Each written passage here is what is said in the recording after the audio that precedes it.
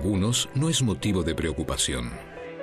No creo que pueda presentar algún peligro que algunos grupos ganen más que antes y otros ganen menos que antes. Quien queda abajo y quien asciende a menudo depende de su origen. No existe igualdad de oportunidades. Solo quien tiene dinero puede permitirse una mejor educación. Eso no es justo.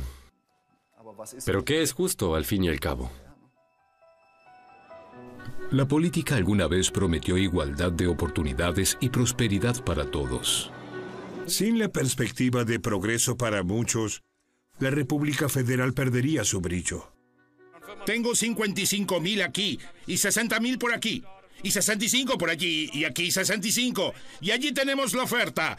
Y 170,000 a la una, 170 a la una, a las dos, y a la una, y a las dos, 180,000. Debe llegarse a un nuevo récord de subasta. Desean que supere la marca de 2 millones. Fin de temporada en el criadero de caballos Hetzel. Se subastan caballos de saltos hípicos. Los compradores especulan sobre el ganador del torneo. Caballos como inversión para personas que ya lo tienen todo. Se trata de un buen negocio, pero tampoco debe descuidarse la buena causa. La primera dama de la caridad de Alemania, Ute Ohofen, lleva a cuestas a Rainer Kallmund. Señor Hesse, pase por favor. Siempre tenemos que pensar, incluso si ganamos dinero o estamos bien, que tenemos que hacer el bien. Y creo que si tenemos dinero, también debemos dar algo. Sí, exacto. Eso es lo más importante. Si estoy aquí, debe haber una cantidad de 4 dígitos o 5 dígitos. Eso tiene que entrar porque también creo que todos los que ganan algo deben pagar algo. Un potro por una buena causa. Fondo de ayuda para niños de la UNESCO. Y todo para una buena causa, señoras y señores. ¿No hay nada mejor? ¿Caridad? Aquí no se ve muy bien. Alto, deja que se calme un poco, de lo contrario subastaré toda la serie. ¿Quién ofrece 15,000? 15,000. Sin embargo, nadie ofrece más. El campeón olímpico Ludger Berbam interviene. Ute Ohofen está nuevamente decepcionada. Por supuesto que ha cambiado la conducta de donación y actualmente es muy difícil conseguirlas. Muy diferente a cuando se trata de sus propios réditos. Con los caballos de salto se disparan las ofertas como los precios de las acciones.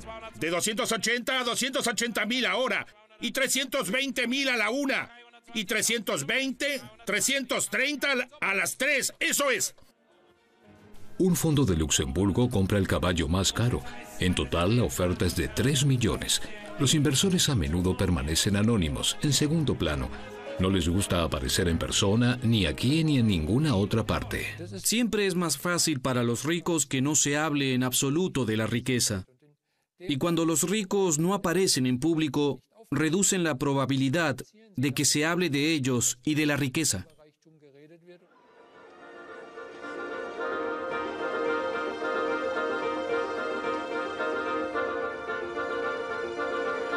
A la clase alemana no le gusta que la llamen así y prefieren que se hable lo menos posible de su riqueza. Fin de la temporada en Iffezheim, cerca de Baden-Baden. Lugares con parqué para todos, palcos para invitados especiales que quieren permanecer en un club cerrado. El jefe de Baden Racing, Andreas Jacobs, amante apasionado de los caballos, criador y heredero. La brecha entre ricos y pobres casi no le preocupa.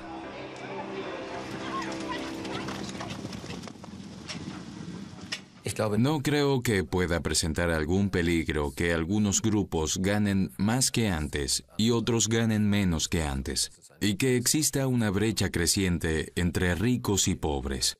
No me preocupo tanto por el impacto social y las consecuencias políticas de esto. El escritorio de mi abuelo funciona bien. Curiosamente, mi padre le regaló a mi abuelo este escritorio. Tiene relevancia en 3 generaciones. Es maravilloso. El Café Jacobs, un éxito en Bremen de los años 50 y 60. Más tarde el padre, Klaus, se trasladó a Suiza, fiscalmente más favorable. El Café Jacobs, hasta que nos encontremos en su casa. Nos vemos como una empresa global y no como una empresa alemana. La central de la empresa en el lago de Zúrich. Actualmente los Jacobs hacen su dinero con inversiones por todo el mundo. De empresa familiar pasaron a ser un jugador global. A Andreas Jacobs, un rico heredero, no le gusta hablar de dinero. Heredero significa que se heredó algo material. Creo que es más importante prestarle atención a que no se trata de una herencia material, sino de una herencia intangible, cultural. Pero los herederos en Alemania se benefician sobre todo financieramente como nunca antes. Los gravámenes en este país son mucho menores que en sus vecinos europeos. En 20 años, la generación de los padres que impulsaron el milagro económico legará 5.5 billones en derechos privados. Si tuviéramos un impuesto a la herencia, como por ejemplo en Francia, este es un caso clásico, de un 50%, entonces el gobierno alemán recibiría 2.5 billones en este momento. Y con esta suma enorme, podría hacerse cargo de todo el sistema educativo, el elemental, el bachillerato, las universidades, todo el sistema de transporte, la renovación completa de los centros de las ciudades orientales y occidentales, sin exigirles a los ciudadanos ni un solo centavo de gastos adicionales.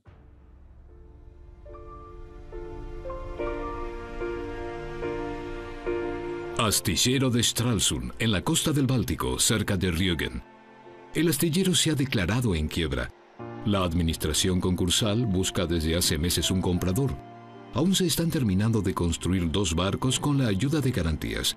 A 1.200 empleados les preocupa su futuro. Solo algunos siguen trabajando. Reciben sus salarios de la denominada Sociedad de Transferencia. ¿Por cuánto tiempo? Es incierto. ¿Cómo seguirá? No se sabe. El desempleo también amenaza a Ralf Bunger. Solo trabaja bajo demanda. Me despierto a las 5 menos 10 y entonces ya estoy despierto. A veces ni siquiera bajo la pierna de la cama. Y me avisan que vuelva a acostarme. No tengo que levantarme. Día tras día, durante 20 años, el astillero fue su vida. No quiere imaginarse que ahora se acabe. Si se echa una mirada no se puede pasar por alto. En realidad, el centro de Stralsund era el centro de mi vida. Trabajé allí durante muchos años. Me gustaba. Y entonces explotó. Y todo se acabó. Bunger trabaja en control de la calidad. Busca oportunidades de trabajo en todo el país. Sin embargo, este hombre de 50 años no tiene buenas perspectivas. En este momento, mi cualificación no importa. Ralf se distrae. Entrena a niños y jóvenes en boxeo. Esto ayudaría a lidiar con la incertidumbre. Y adelante. Alex, vamos. Más fuerte. Más fuerte. Si uno ha hecho deportes de competición, sabe abrirse paso. A veces uno va para arriba y rápidamente está abajo. Por el momento, Ralf y su compañera están más bien abajo. Tienen miedo del futuro. Si el astillero cierra, ya sabemos que por un tiempo debemos cuidar los gastos. Y creo que todo el mundo aquí sabe que no podrá volver a conseguir un trabajo así tan rápido, que además sea bien pago. Su pareja, Heidi Hilbert, también ha trabajado en Stralsund durante 25 años como vendedora en la panadería. Todas las mañanas y sin importar el tiempo va a la tienda en bicicleta. Así ahorra 40 euros del abono mensual. Debe contar cada euro. Como madre soltera ha vivido esto por muchos años. Así me mantengo. Sin vacaciones, sin grandes saltos, no uso productos de marca. Sencillamente no puedo, y entonces así puedo soportar esto. Ella trabaja de 30 a 40 horas por semana, y sin embargo al final le queda poco más que lo que recibe de ayuda social. Las preparaciones. Tiene que sacar todo, debe contarlo, hacer bocaditos, ponerles precio, cafetera, hervidor de agua, turno de la mañana, turno de la tarde, de lunes a viernes y sábados, el domingo en realidad también. Y cuando mira el resumen de cuentas de su jubilación, se asusta. No me gusta pensar en ello. Me da mucho miedo haber trabajado tanto toda la vida y al final no tener jubilación. La hija de Heidi, Silvana, es esteticista. Con su marido, un orfebre, se mudó a Suiza. Allí encontró trabajo en el spa de un hotel de lujo. La madre está orgullosa de ella. A ella también le iría mejor en el extranjero. Visitamos a Silvana en Zúrich. A diferencia de Stralsund, aquí ve un futuro para ella y su familia.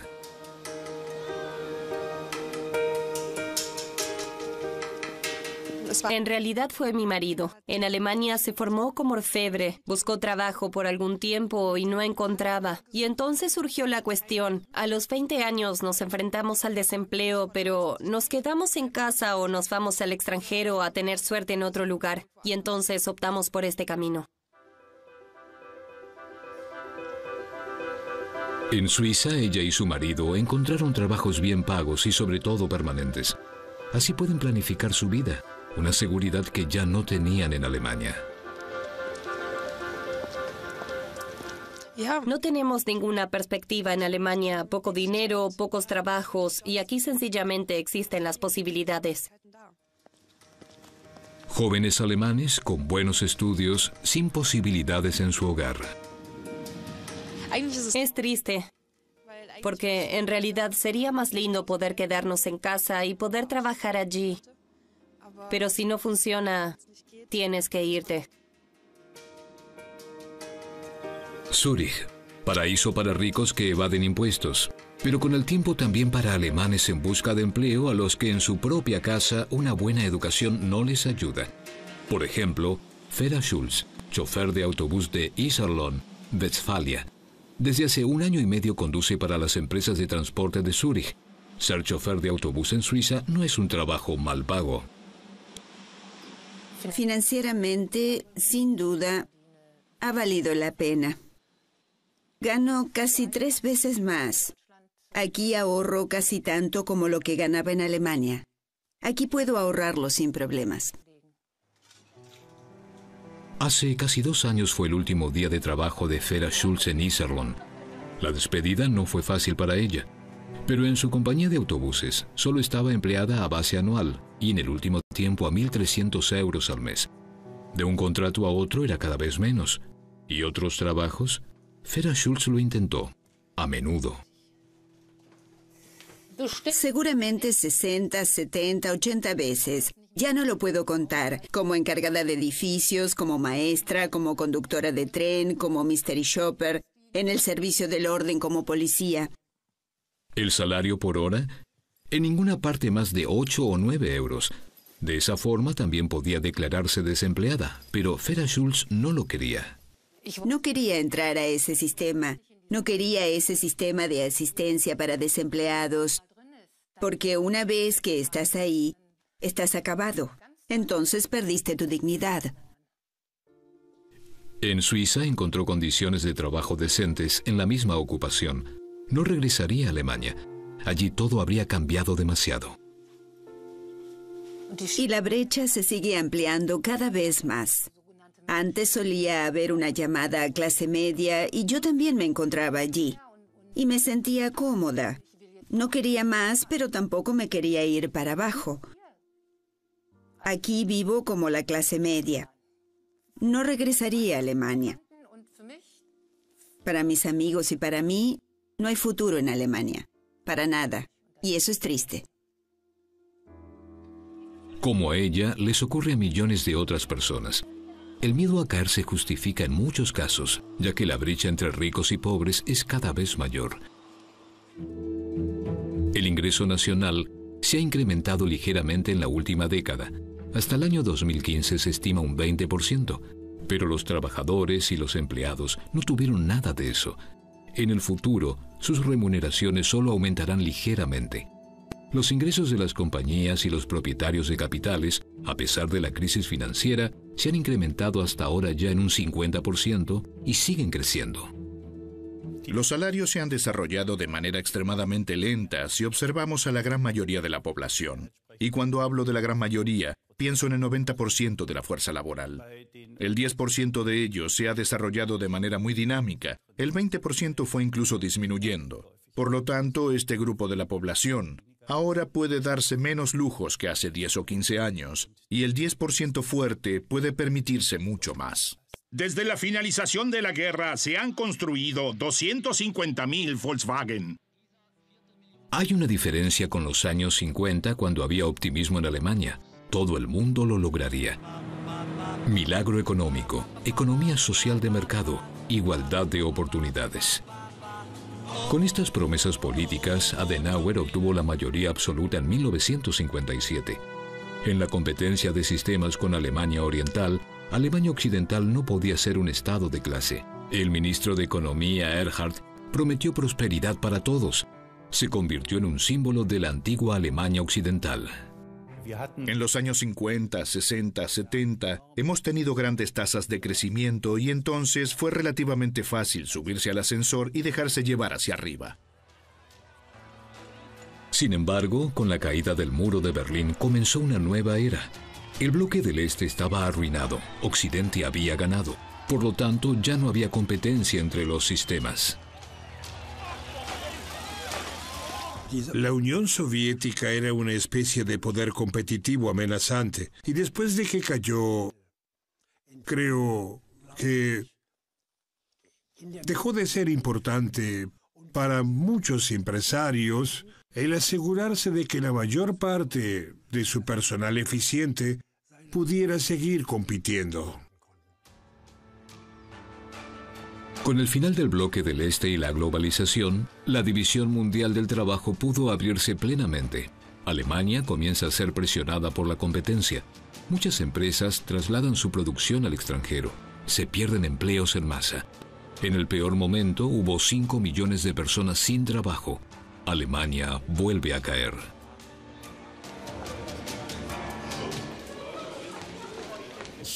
Recuerdo que no hace mucho tiempo, Alemania era considerada el enfermo de Europa, y eso fue cuando se trataba de crear un equilibrio. Así, el gobierno rojiverde del canciller Schröder decidió una agenda de 2010 con fuertes recortes en el viejo Estado social. Damas y caballeros, vamos a recortar los beneficios del Estado. Vamos a tener que reclamar responsabilidad propia y una mayor contribución de cada individuo. Las reformas Hartz lograrían principalmente que la gente tuviera trabajo. Señor canciller, aquí hemos concebido el futuro para 2 millones de desempleados. Esperamos que tengamos mucho éxito al aplicarlo. Gracias. La promesa se cumple, pero diferente a lo previsto. Se crean nuevos puestos de trabajo, pero principalmente por contrato y trabajos temporales. Se crea un sector de bajos salarios. Cada vez más personas no pueden vivir de sus salarios como resultado de las reformas.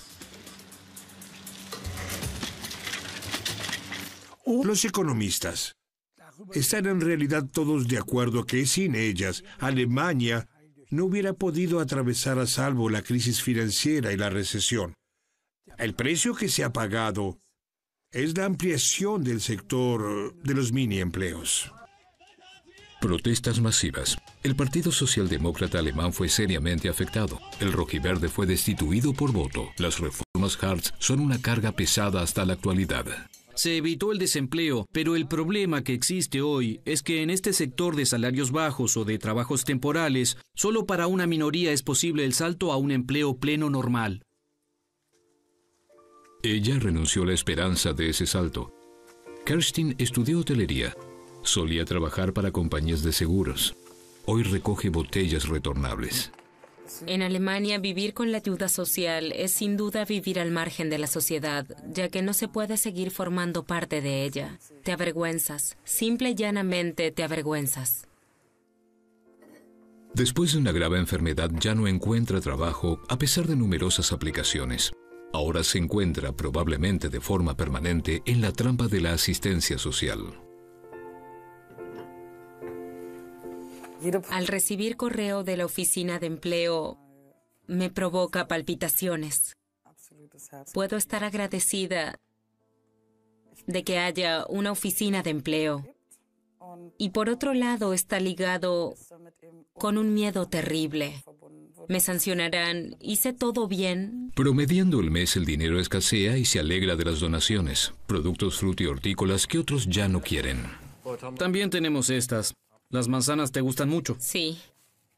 A estas pequeñas nadie las compra. No más tarde, en la tercera semana, ya no tengo más efectivo. Y realmente siempre me dejo para alguna emergencia 10 euros en mi billetera. Y tengo que arreglármelas con lo que tengo en casa.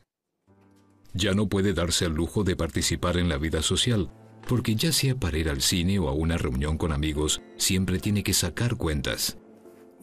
Porque una salida a un restaurante o a un café realmente me causa dificultades financieras. Entonces tal vez pase hambre una semana porque me encontré con alguien. Un poco es como vivir en una jaula, en la torre de los sueños. Así como Kerstin, están cada vez más personas en Alemania. Son los que pierden. Los ganadores fueron principalmente los gerentes de un sector financiero sin restricciones. Ellos se convirtieron en ejecutivos de grandes corporaciones. Por ejemplo, Dieter Zetsche von Daimler ganó 8.200.000 euros el año pasado. Y el jefe de Volkswagen, Martin Winterkorn, 20 millones. Después de algunas protestas, renunció a una parte. Ahora solo gana 14,5 millones de euros. Cuando observo lo que eran las diferencias hace 30 años entre un simple empleado en una empresa y el jefe, quizás ganaban 15 veces más o 20 veces, pero no 100 veces. Algo así era indecente. Y este ambiente, cambiado para muchos, dejó de ser obsceno. Un hombre rápido que por muchos años se dejó empujar por el turbocapitalismo es Herbert Hensler, exdirector europeo de McKinsey. Renovar, maximizar la rentabilidad, ese era su trabajo. Creía en el libre juego de las fuerzas, del desarrollo sin obstáculos de la economía. Hoy se ha retirado. Pasa mucho tiempo en las montañas cerca de Kitzbühel. Ha perdido confianza en los poderes curativos del mercado. Es cierto que después de la reunificación, después de la caída del comunismo, creímos que el mercado regulaba todo. Sí, antes creíamos realmente, no hay nada que no pueda ofrecer al mercado, porque el mercado regula la oferta y la demanda. Y si no lo regula, hablamos de la falla del mercado. Sin embargo, aún la falla del mercado se recompensa, por ejemplo, por el despido de gerentes que fracasan. Klaus Elser, ex jefe de Mannesmann, perdió la batalla por el control contra Vodafone, 30 millones de euros de indemnización.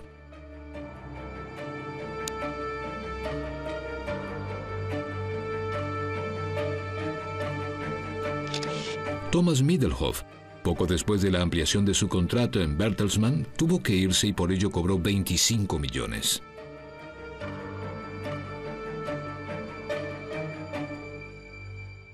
Esto no es transferible. Si se despide a alguno que evidentemente hizo un trabajo desastroso, entonces tampoco debería obtener ninguna indemnización. Debería estar feliz si lo dejas tranquilo y no lo procesas. Se toma con una codicia infinita. Y como historiador que siempre me ocupé de la historia económica y social, debo decir que no conozco ninguna clase profesional en la historia occidental moderna que se haya distinguido con tal codicia de la empresa en sus propios ingresos como los gerentes actuales. Por años, la política no le puso límites a esta ambición. Sin embargo, el clima está cambiando. Después de un referéndum nacional, Suiza tomará medidas contra la estafa. En Alemania se hablaba con demasiada ligereza de envidia cuando se trataba de los excesos de salarios y de fortuna. El último informe sobre la pobreza en el gobierno federal se convirtió de inmediato en una disputa ideológica. El proyecto fue reescrito. Se embelleció su interpretación. Así era la versión original del Ministerio de Trabajo. Los activos privados en Alemania se distribuyen de manera muy desigual. El ministro de Economía, Ressel, FDP, hizo quitar eso. Continuaba. No obstante, como modelo de la economía social de mercado, cada trabajo es importante. El Ministerio de Economía añadió que el sector de bajos salarios ha contribuido significativamente a la creación de empleo y la evaluación Este desarrollo de ingresos daña el sentido de justicia de la población y puede poner en peligro la cohesión social, también se eliminó del informe final. Es escandaloso cómo fue mutilado el informe y cómo se le oculta a los ciudadanos la información precisa acerca de la estructura de la comunidad en la que vive. Hay una decisión política en este informe de no arrojar demasiada luz sobre la riqueza, y esto ya fue así en su diseño. Esto ahora fue bagatelizado una vez más, pero antes se había hecho la promesa de considerar a la pobreza por igual y no se cumplió, sino que además se manejan con extremo cuidado con los ricos. En realidad, la desigualdad ha aumentado fuertemente en los últimos años. Esto es particularmente evidente en los activos netos de los alemanes, que asciende a más de 10 billones de euros. El 50% inferior de población se reparte un 1% de las posesiones. Al 10% superior le corresponde más de la mitad de los activos netos.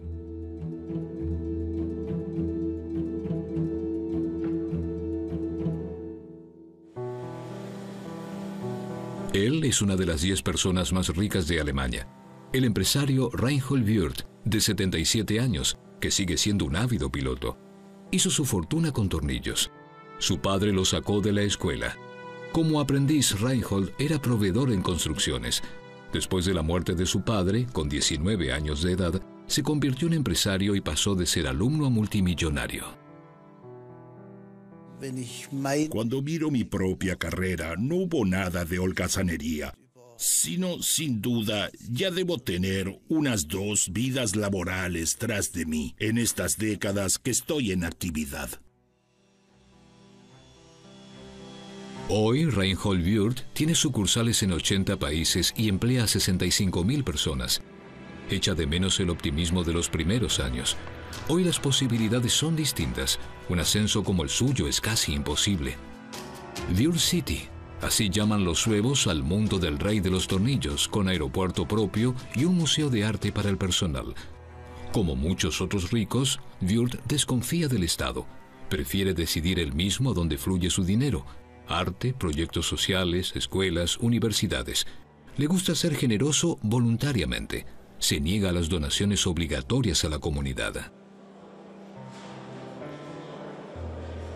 Básicamente, a nadie le gusta pagar impuestos. Pero si realmente tiene que ser, si se trata de 1 o 2%, seguramente nadie tendría nada en contra. Pero si fuera como en Francia, del 75%, francamente, en verdad, tiraría las riendas y también me mudaría.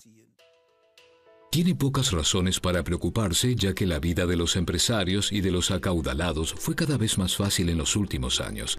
Bajo el gobierno rojiverde, la tasa impositiva máxima disminuyó del 53 al 42%. También se redujeron el impuesto sobre la renta, el impuesto de sucesiones y el impuesto sobre las ganancias de capital, y el impuesto a la propiedad no aumentó desde 1997. Todo en nombre del mercado y del crecimiento. Se decía, tenemos que adaptarnos a los acontecimientos internacionales. Y acontecimientos internacionales significaron que se acercaron notablemente al desarrollo angloamericano y que entonces también se llevaron a cabo importantes cambios legislativos. Se liberó a la parte más rica de la población. Su hándicap es de 23. Podría ser mejor, dice Furaleger, pero el empresario rara vez tiene tiempo para el golf. Este empresario de Turquía vive en Alemania desde hace más de 50 años. El país ha cambiado, dice. La división de la sociedad le preocupa. Realmente tenemos que tomar muy en serio a la llamada clase baja y tratar de integrarlos. Si se siguen abriendo y cada vez más caen en ella, habrá reacciones. Solo falta que algún fanático de alguna manera se ponga delante de la gente, entonces tenemos la ensalada lista. Eger Fürel contempla orgulloso sus numerosos premios. Aquí tengo uno como empresario del año. Empresario del año de varias instituciones. Cuando llegó a Alemania, era posible ascender por la educación, incluso para inmigrantes. Según él, se carece de igualdad de oportunidades.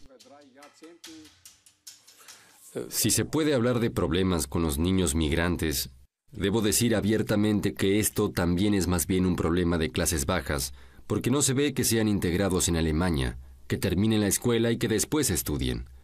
Creo que es uno de los mayores desafíos de nuestra sociedad, integrar a las personas que ya viven con nosotros en la sociedad alemana en la segunda y tercera generación. Considero que esto realmente funciona con educación y con formación.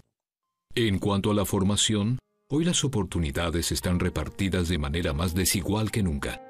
El Castillo Neubeuern, en Baviera, un internado para las clases altas, uno de los mejores lugares de Alemania para estudiantes cuyos padres pueden pagar mucho por educación. Un mundo perfecto, así se presenta la escuela en Internet.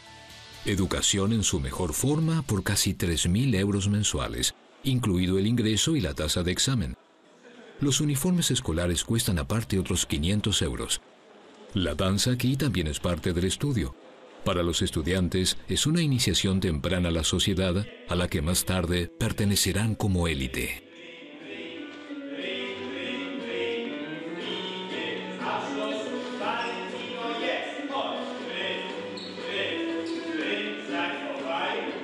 Si usted me pregunta si las oportunidades se distribuyen por igual, entonces le contesto que no. Lógicamente no. Solo son realidades sociales que no cambian el hecho de que no haya escuelas privadas. Y creo que con lo que hacemos aquí, también cumplimos una función social, porque trabajamos con jóvenes que muy probablemente en el futuro tendrán una responsabilidad personal. La llamada cafetería, el corazón de este castillo del siglo XVIII. Aquí se reúnen los estudiantes de Neubeuern desde hace 50 años, y los anteriores ayudan a los nuevos a insertarse en la vida laboral. Aquí se aprende desde temprano a hacer y utilizar contactos. Por supuesto que se tienen contactos muy diferentes. Lógicamente es una ventaja, pero también hay que saber apreciar esa ventaja. Y yo, por mi parte, lo agradezco. El dinero lo hace posible. Neubeuern ofrece las mejores condiciones. Clases pequeñas de 12 o 13 estudiantes. Cada uno tiene un iPad en el pupitre. Algo impensable en las escuelas estatales. En comparación con otras escuelas, esto es único y por eso para mí fue el motivo determinante para enviar mi solicitud aquí. La gran mayoría de los estudiantes no tendrían ninguna oportunidad de estar aquí. La educación cuesta, dice el director. ¿Por qué una familia normal de clase media no puede pagar 40 euros por mes, por ejemplo, en un paquete de tecnología? Todos los niños tienen sus iPhones en los bolsillos y su computadora portátil en casa. Creo que a todos nosotros nos es más fácil decir, sí, el Estado debería invertir más dinero en educación. Creo que esto tiene dos lados. Sin duda el Estado debería invertir más, pero al mismo tiempo creo que en Alemania la educación no necesariamente siempre tenga que ser gratuita. Cada vez más padres adinerados lo ven así. Desde mediados de los años 90, el número de alumnos de escuelas privadas en Alemania se incrementó en más del 50%. Ahora hay cerca de 1 millón. Mejor educación solo para los que ganan mejor. Eso no es justo. ¿Pero qué es justo en definitiva? Bremerhaven-Lege. Aquí casi la mitad de las familias vive de ingresos por transferencias como la asistencia social, provista por el director Rolf München de la escuela integrada Heinrich Heine, quien también siente las consecuencias. Se ha vuelto mucho más difícil, la brecha entre arriba y abajo se ha vuelto mucho más grande. Se ha probado oficialmente de nuevo que en pocos países la brecha entre ricos y pobres es tan grande como en este país. En su escuela integrada hay 470 niños, desde potenciales estudiantes de bachillerato a estudiantes con discapacidades y dificultades de aprendizaje. En la escuela prácticamente no hay ninguna posibilidad de hacerles justicia a todos. Solo podrían mejorar sus chances.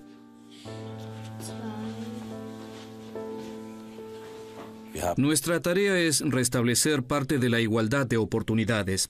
Tendríamos que organizar mucho más en cuanto a la participación. Para ello nos falta el personal y también carecemos de los recursos materiales. Creo que la escuela es el único lugar donde la pobreza puede ser combatida mediante la transmisión de la educación Y a esto también se agrega la participación en la educación.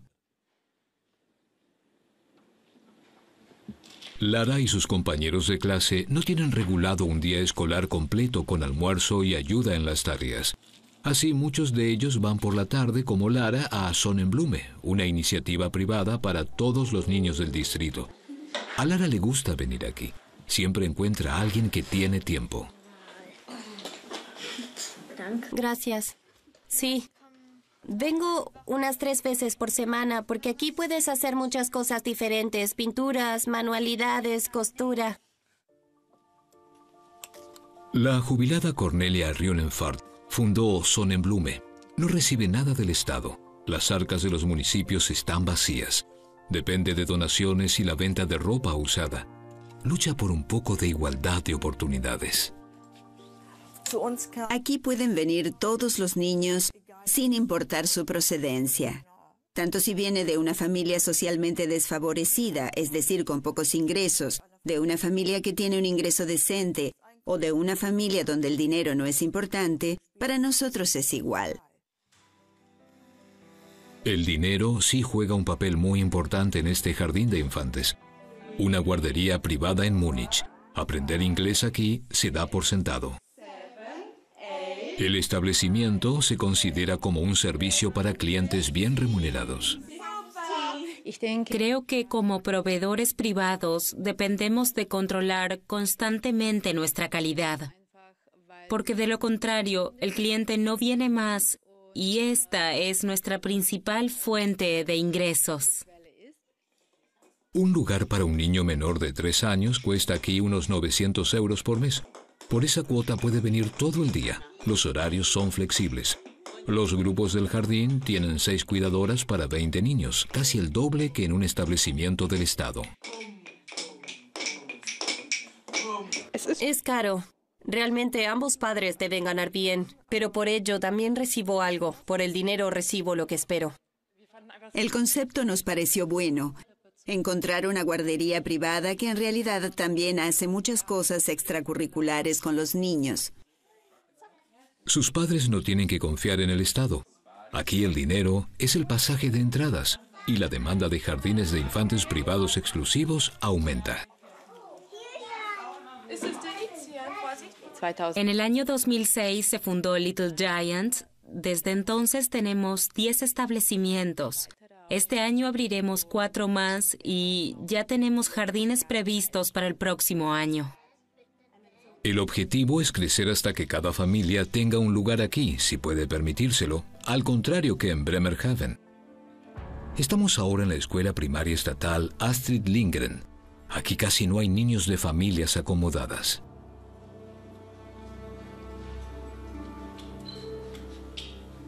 El ambiente social aquí es muy importante y tenemos a la gran mayoría de los niños que no están acostumbrados en casa a trabajar concentrados o prestar atención o realizar cualquier otra cosa. La directora sabe lo importante que es el apoyo temprano, que tan temprano hay que marcar el rumbo de la vida de los niños. Esto primero debe dejárselo en claro a muchos padres. Si vivo en la 3ª o 4ª generación de desempleados, para mí da lo mismo. Me alegra que mi hijo tenga un lugar donde estar y que pase el día y no le presto atención. Esto suena muy duro, pero lo vemos muy a menudo. Incluso en las visitas domiciliarias, cuando salgo de hogares donde pienso, y tú le pides al niño que se adapte fácilmente, alégrate de que esté aquí y hazle pasar un lindo día en el que pueda aprender algo. Primera hora, clase de arte. Aquí a todos les gusta participar. Algunos tienen dificultades para concentrarse o prestar atención. ¿Y el verde combina? ¿Esto es un contraste complementario? Bien hecho, amarillo y morado. Sus maestros no se hacen ilusiones. Solo unos pocos lograrán hacer el bachillerato. En Alemania, el origen es más importante que el talento. Creo que no existe la igualdad de oportunidades. Cuando los niños ingresan a la escuela primaria, independientemente de si estuvieron en la guardería o no, ya han pasado por muchas cosas, y en las escuelas no podemos hacernos cargo de todo. Esto tiene consecuencias para toda la vida. Los hechos.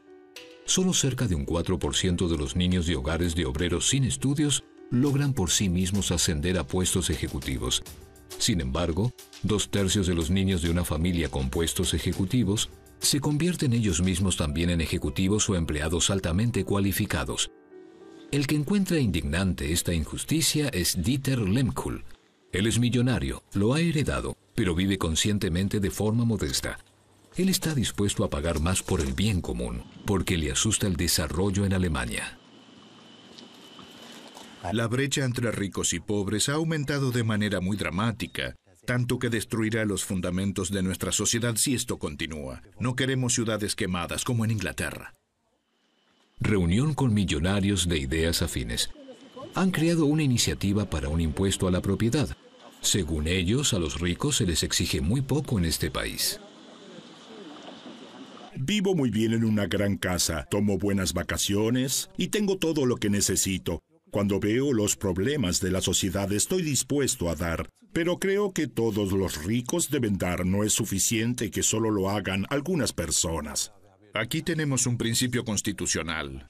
La riqueza compromete. Las políticas y la legislación ya no se basan en ello. La cuestión es quién es el Estado. El Estado es solo de los ricos y a los pobres se le pide que paguen. La situación actual es completamente errónea. No hay nada de dinero y nadie habla de que se eleven los impuestos y que se paguen. Esto dicen algunos millonarios alemanes. Irónicamente, exigen a los políticos que finalmente les saquen más dinero. Son una minoría.